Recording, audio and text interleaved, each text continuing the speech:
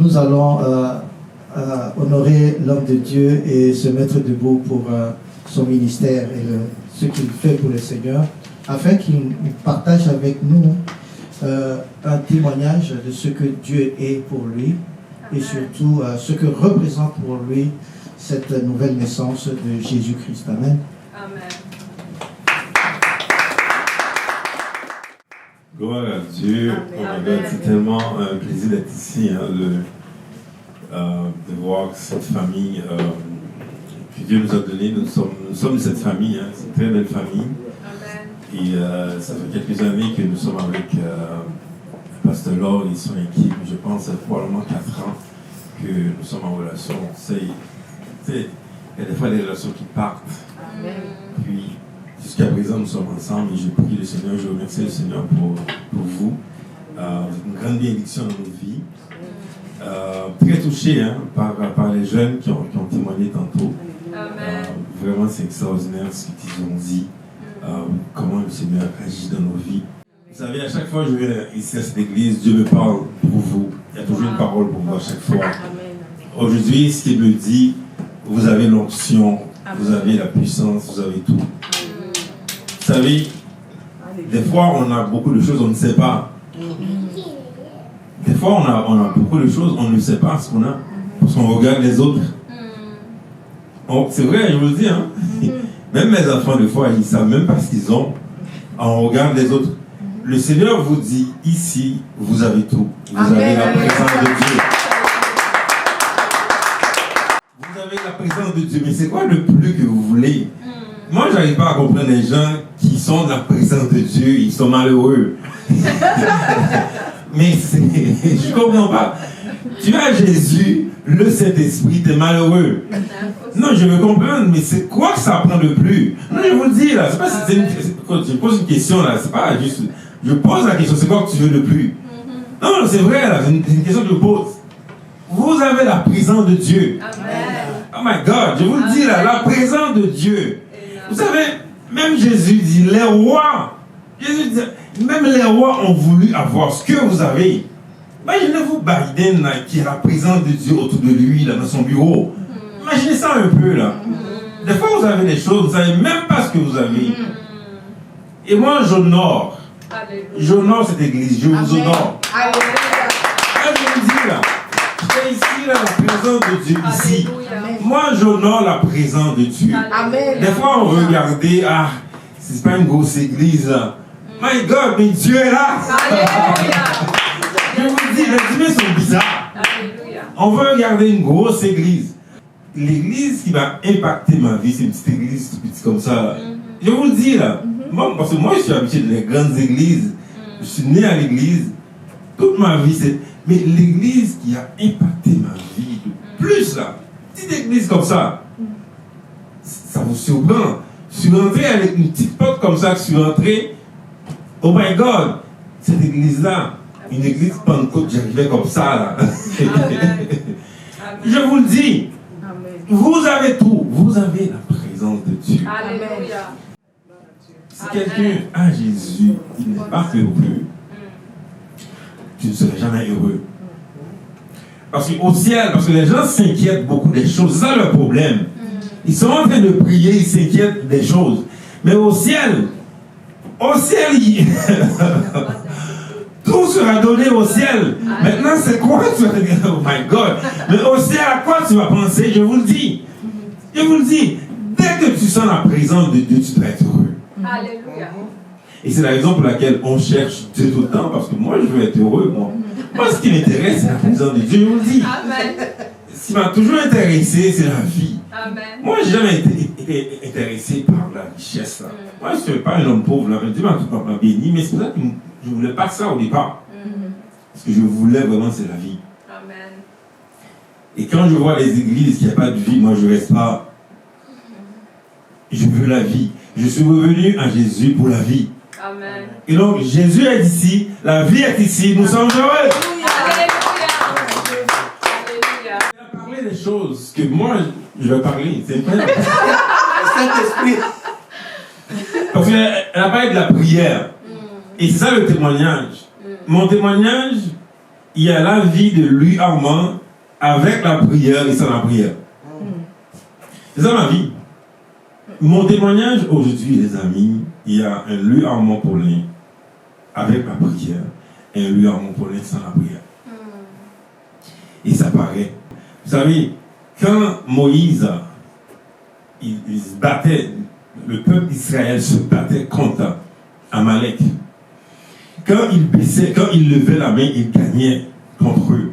Quand il baissait ses mains, il perdait. Ça, c'est ma vie, ça. Lever la main vers le ciel, c'est la prière. Quand tu baisses ta main, tu n'es pas dans la prière, tu perds le combat. Ça, c'est ma vie, ça. Moi, je suis né dans une famille qui avait beaucoup de destruction, là, je vous dis, de problèmes. Mais j'avais le réflexe de prier. Parce que dans ma famille, moi je suis troisième dans la famille, 3 enfants, je suis troisième. Donc j'avais ma soeur et mon frère qui n'arrivaient pas à réussir à l'école. Ce pas des personnes qui étaient pas intelligentes là. Intelligentes, les gens sont très intelligents, mais il y avait une malédiction. On ne pouvait pas réussir. Les examens officiels, ils arrivaient là, tac, tac, comme ça, là, on ne pouvait pas réussir. Moi j'arrivais, le dernier, j'étais inquiet, je me disais, pourquoi eux, je pensais qu'ils sont plus intelligents que moi, ils arrivaient, ils ne pouvaient pas réussir. Moi, j'arrivais comme ça. Mon réflexe, c'était de prier. J'avais seulement 17 ans, là, 17, 17 ans. Quel jeune, quand je vois ces jeunes qui parlent comme ça, j'avais seulement 16 ans, là. Mon réflexe, d'aller prier. Mon réflexe, c'était de la prière. Et oh my God, dans la prière, et c'est comme ça que le Seigneur m'a délivré, que j'ai pu réussir l'examen officiel. J'étais très jeune, je vous le dis. Mais pour le reste, j'étais à l'université, je suis ingénieur, j'étais à l'université. C'est la prière. Amen. Je vous le dis, j'ai pu réussir à être parmi les lauréats de mon université en Haïti, la plus grande école d'ingénieur en Haïti. C'est la prière parce que moi je priais. C'est pas parce que j'étais un homme intelligent là. C'est la prière. Mais quand j'ai arrêté de prier, c'est là que j'ai commencé à perdre les combats. Quand je voyais, c'est ça le problème. Quand je voyais le succès de ma vie, j'avais arrêté de prier. Le combat de Moïse contre Amalek, c'est un combat de quoi? Amalek, si vous vous rappelez, eux, ils viennent d'Ésaü. C'est le combat des enfants d'Israël. Ésaü, c'est celui qui a vendu son droit d'aînesse pour la nourriture. Et donc, quand j'avais la nourriture, quand j'avais les choses, j'arrêtais de prier. Je ne voulais pas prier. C'est ça l'église, hein? Quand Dieu nous bénit, on arrête de prier. Ce pays que vous voyez ici, là, c'est pour ça qu'ils arrêtent de prier. Ils ont tout. Ils ont tout, ils ne veulent pas prier.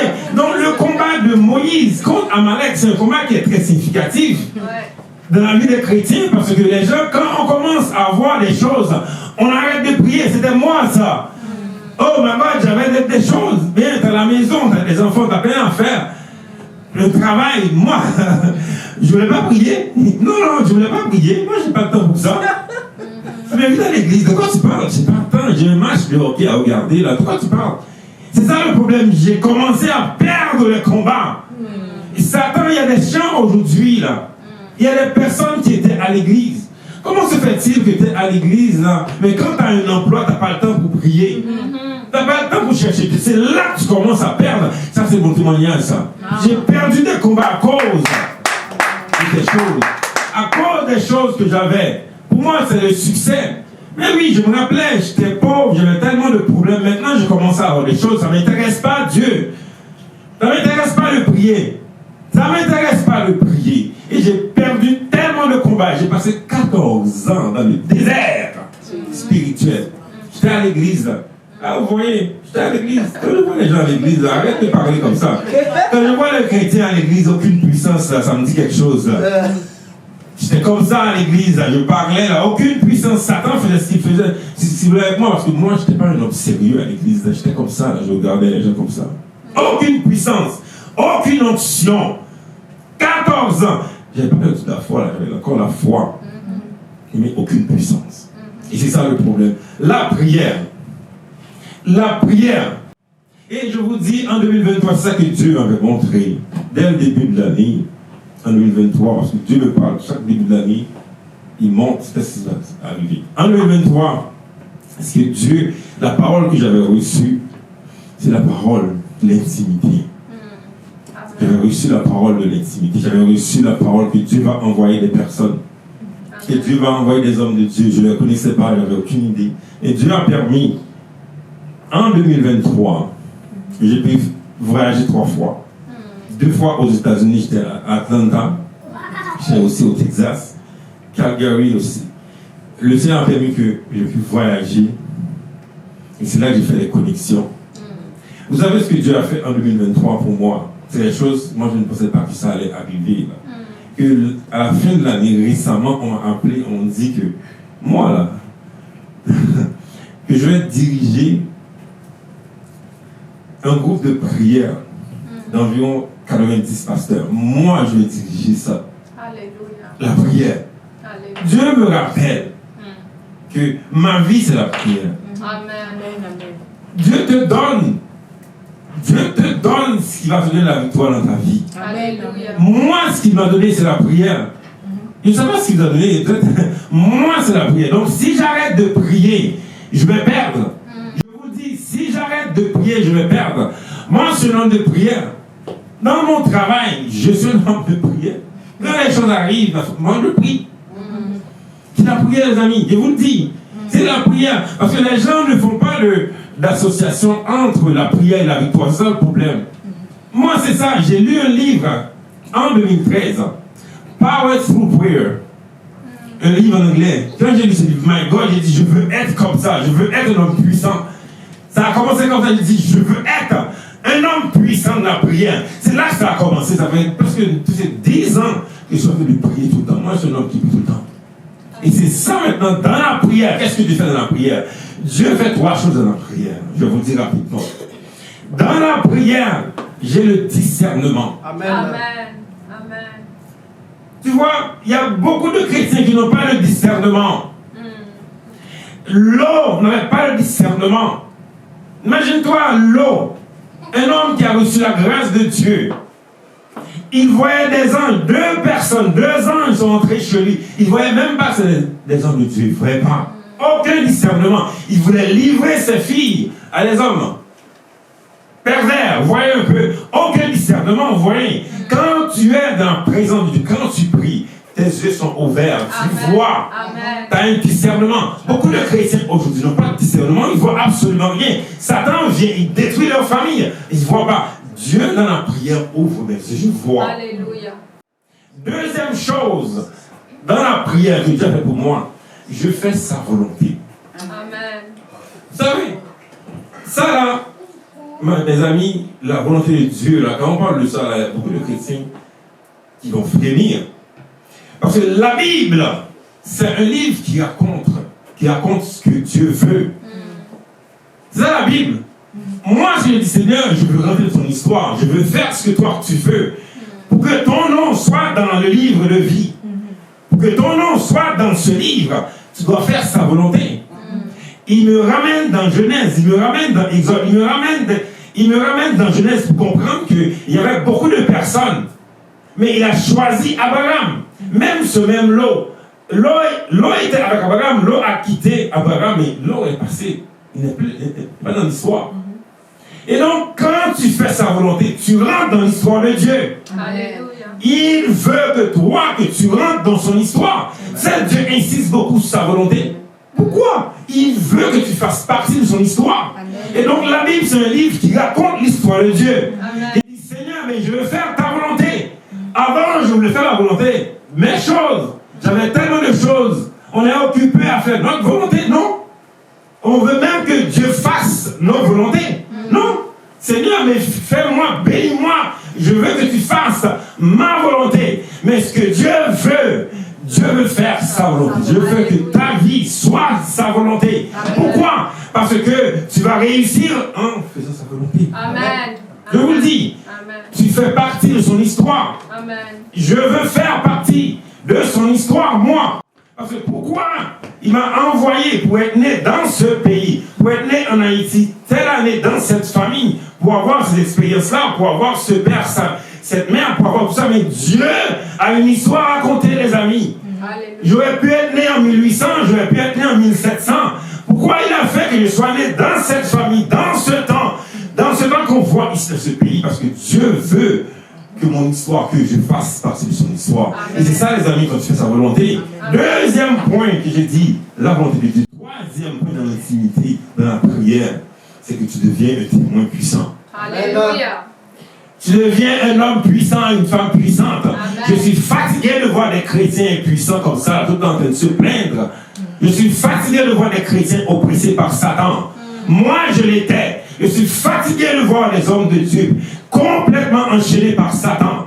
Quand tu es dans la prière, tu deviens un homme puissant et une femme puissante. Amen. Et c'est ça mon témoignage, les amis, pour vous aujourd'hui. Amen. Que nous soyons des personnes de prière. Quand je vois le programme ici, là, vous priez tous les jours. Continuez à prier. Amen. Continuez à prier. Alléluia. Amen. Soyez des personnes de prière. Amen. Soyez des enfants de prière. Amen. Des femmes de prière. Amen. Des hommes de prière, je vous le dis. Vous allez renverser. Vous allez renverser les nuits. Vous allez renverser les montagnes devant vous. Alléluia. Dans vos familles, vous allez renverser. Quand les gens vous voient, quand ils vous voient, ils vont voir la gloire de Dieu. Amen.